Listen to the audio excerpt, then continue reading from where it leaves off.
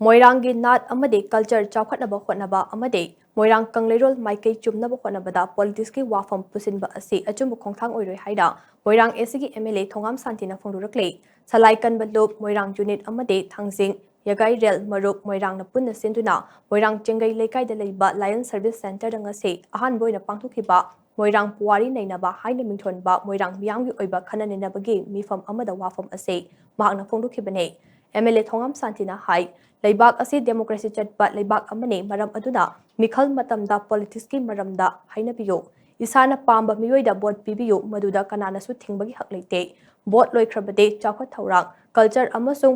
moirang kangleirol ge puwari nainaduna maikei chumna punabu honabiyo amade chawkhat lamdam ama oinaba moirang miyamna honabiyo chawkhat thorang amade kangleirol ge maramda nainabada politics ki mami tahangumse Matam aduda moirang ase ina chawkhatpa lamdam ama haibadu oigadoribane aikhoina ina chawkhatnaba honadraga miramgi maramda nainaduna miramgi nat nainaduna leibagi mathau tate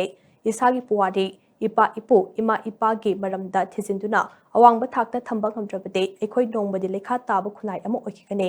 maram aduna hojik moirang kangleirolgi maramda khang heiraba ahal oiraba singna hojik ithokpa ngamdrabasu naha oiriba miyoi amada ithokhanduna ꯑꯩꯈꯣꯏꯒꯤ ꯄꯨꯋꯥꯔꯤ ꯑꯁꯤ ꯃꯥꯡꯗꯅꯕ ꯍꯣꯠꯅꯃꯤꯟꯅꯁꯤ ꯃꯗꯨꯗ ꯆꯪꯕ ꯁꯦꯜ ꯄꯨꯝꯅꯃꯛ ꯄꯨꯊꯣꯛꯀꯅꯤ ꯍꯥꯏꯅꯁꯨ ꯃꯍꯥꯛꯅ ꯃꯈꯥ ꯇꯥꯅ ꯐꯣꯡꯗꯣꯔꯛꯂꯦ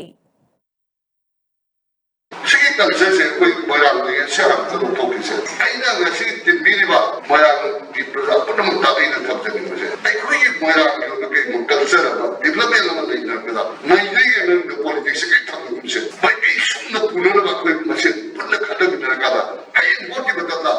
any takale boti bi ko democracy de bi bani manuri ke support